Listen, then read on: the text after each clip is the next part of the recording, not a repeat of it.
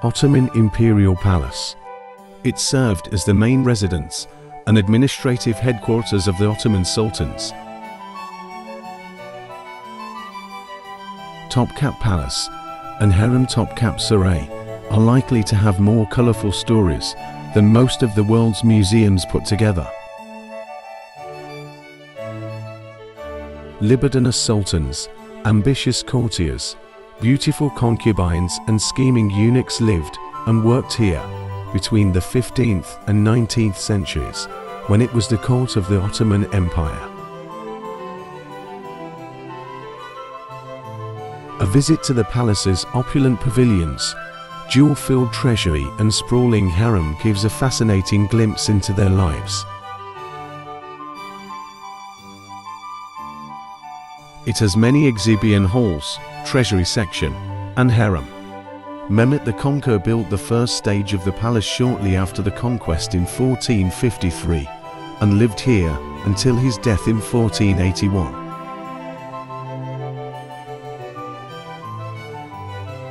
Subsequent sultans lived in this rarefied environment until the 19th century, when they moved to the ostentatious European-style palaces they built on the shores of the Bosphorus.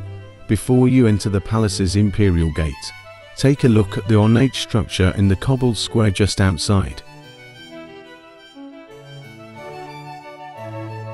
This is the Rococo-style fountain of Sultan Ahmet III, built in 1728 by the Sultan who so favored tulips. The main ticket office is in the first court, just before the gate to the second court. Topkapı Palace was home to all the Ottoman sultans until the reign of Abdülmecid I, a period of nearly 4 centuries. The middle gate or Topkapı or Babes Selm led to the palace's second court, used for the business of running the empire. In Ottoman times, only the Sultan and the valid Sultan mother of the Sultan were allowed through the middle gate on horseback. Everyone else, including the Grand Vizier, had to dismount. The second court has a beautiful park-like setting. Unlike typical European palaces, which feature one large building with outlying gardens, Topkapı is a series of pavilions, kitchens, barracks, audience chambers, kiosks, and sleeping quarters built around a central enclosure. The Great Palace kitchens on the right east as you enter incorporate a dedicated Helverheim confectionery kitchen. They hold a small portion of Topkapı's vast collection of Chinese Celadon porcelain. Valued by the sultans for its beauty, but also because it was reputed to change color if touched by poisoned food. On the left west side of the second court is the ornate Imperial Council Chamber DVN, HURREM. The council met here to discuss matters of state. And the Sultan sometimes eavesdropped through the gold grille high in the wall. The room to the right showcases clocks from the palace collection. North of the Imperial Council Chamber is the outer treasury, where an impressive collection of Ottoman and European arms and armor is displayed. Imperial Treasury. Located on the eastern edge of the third court, Topkapı's treasury features an incredible collection of objects made from or decorated with gold, silver, rubies, emeralds, jade, pearls and diamonds. The building itself was constructed during Mehmet the Conqueror's reign in 1460 and was used originally as reception rooms. It was closed for a major restoration when we last visited. When it opens, look out for the jewel-encrusted sword of Suleiman the Magnificent and the extraordinary throne of Ahmed I, aka a life throne, which is inlaid with mother of pearl and was designed by Sedifar Mehmet AA, architect of the Blue Mosque. And don't miss the treasure's famous Topkapı dagger, object of the criminal heist in Jules Dassin's 1964 film Topkapı. This features 3 enormous emeralds on the hilt and a watch set into the pommel. Also worth seeking out is the Cascais Spoonmaker's diamond, a teardrop-shaped 86-carat rock surrounded by dozens of smaller stones, that was first worn by Mehmet IV at his accession to the throne in 1648. Best things to discover in Topkapı Palace. Topkapı Palace Museum have large collections of porcelain, robes, weapons, Ottoman miniatures, Islamic calligraphic manuscripts, as well as other Ottoman treasures and jewelry. Visit the palace treasury, that holds a fascinating collection of the world's most famous and spectacular jewels, including the famous Topkapı dagger. This dagger was the subject of the famous film Topkapı.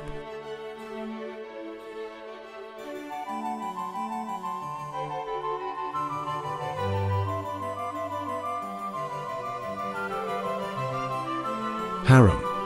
The entrance to the harem is beneath the Tower of Justice on the western side of the second court.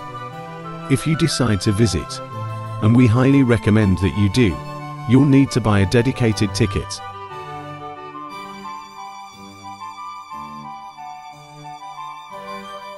The visitor route through the harem changes when rooms are closed for restoration or stabilization, so some of the areas mentioned here may not be open during your visit. As popular belief would have it, the harem was a place where the Sultan could engage in debauchery at will. In more prosaic reality, these were the imperial family quarters, and every detail of harem life was governed by tradition, obligation and ceremony. The word harem literally means forbidden or private. The sultans supported as many as 300 concubines in the harem, although numbers were usually lower than this. Upon entering the harem, the girls would be schooled in Islam and in Turkish culture and language, as well as the arts of makeup, dress, comportment, music, reading, writing, embroidery, and dancing. They then entered a meritocracy, first as ladies in waiting to the sultan's concubines and children, then to the valid sultan, and finally, if they were particularly attractive and talented, to the sultan himself.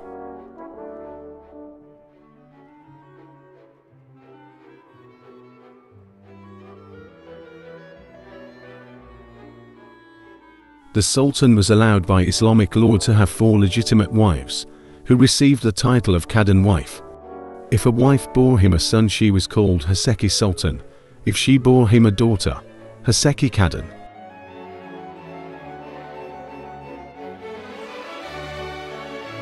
Ruling the harem was the valid sultan, who often owned large landed estates in her own name and controlled them through black eunuch servants.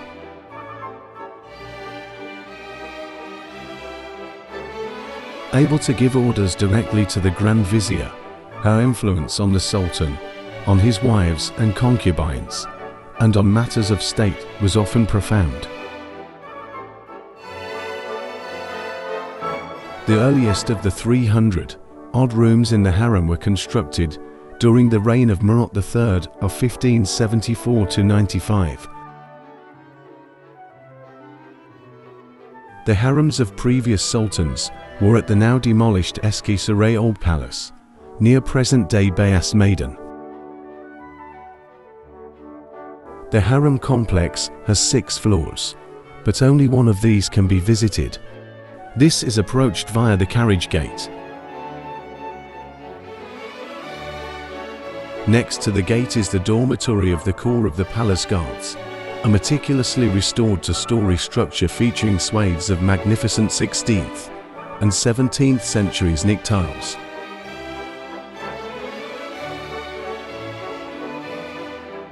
Inside the gate is the dome with cupboards, the harem treasury where financial records were kept. Beyond it is the hall with the fountain, lined with fine Taya tiles from the 17th century featuring botanical motifs and inscriptions from the Quran.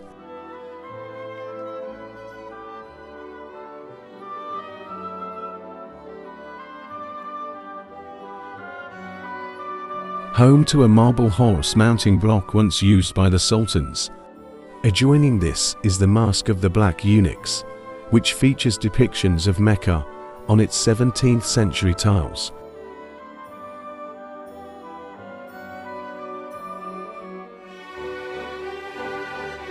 Beyond this room is the courtyard of the Black Eunuchs, also decorated with Taya tiles. Behind the marble colonnade on the left are the Black Eunuchs' dormitories.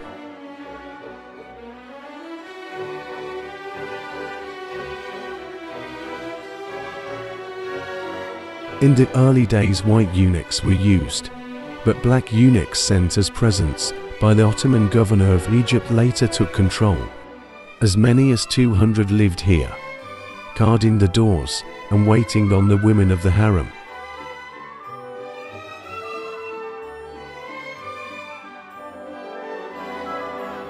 At the far end of the courtyard is the main gate into the harem, as well as a guard room featuring two gigantic gilded mirrors.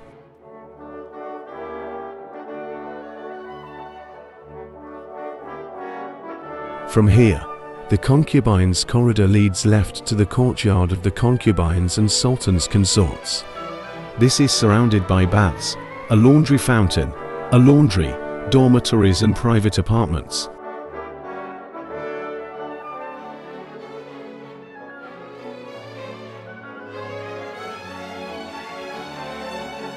Across the concubines' corridor, from the courtyard is a room decorated with a tiled chimney, followed by the apartments of the Valid Sultan, the center of power in the harem.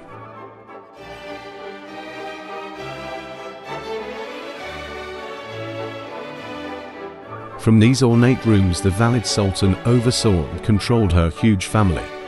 Of particular note is the salon of the Valid Sultan, with its lovely 19th century murals featuring bucolic views of Istanbul.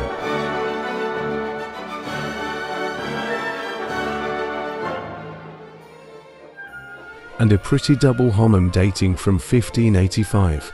The gilded bronze railings were a later addition.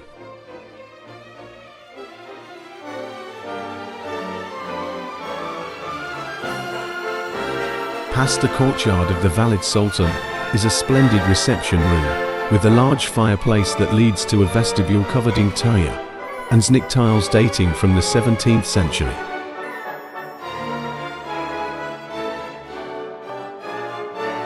This is where the princes, Valid Sultan, and senior concubines waited before entering the handsome imperial hall for an audience with the Sultan.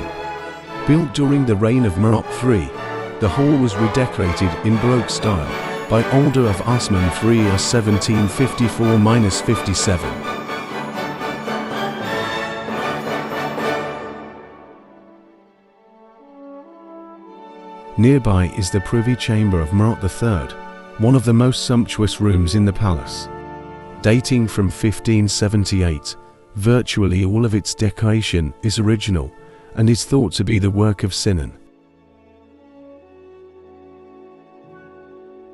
The restored three-tiered marble fountain was designed to give the sound of cascading water and to make it difficult to eavesdrop on the Sultan's conversations. The gilded canopied seating areas are later 18th century additions.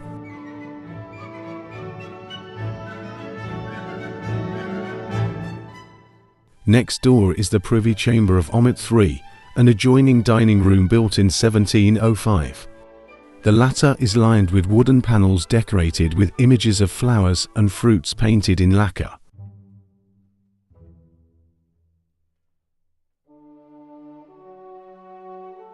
Back through the privy chamber of Murat III are two of the most beautiful rooms in the harem, the twin kiosk apartments of the Crown Prince.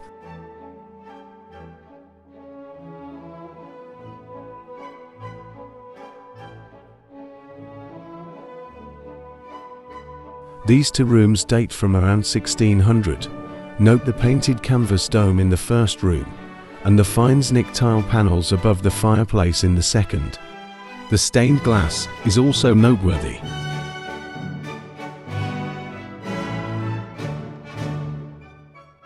Past these rooms is the courtyard of the favorites. Over the edge of the courtyard, really a terrace, you will see a large empty pool.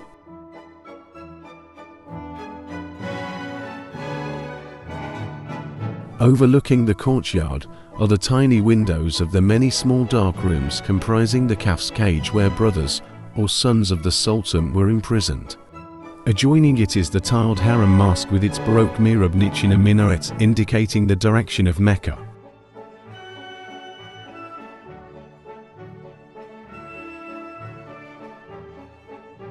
From here, you can follow the passage known as the Golden Road and exit into the palace's third court.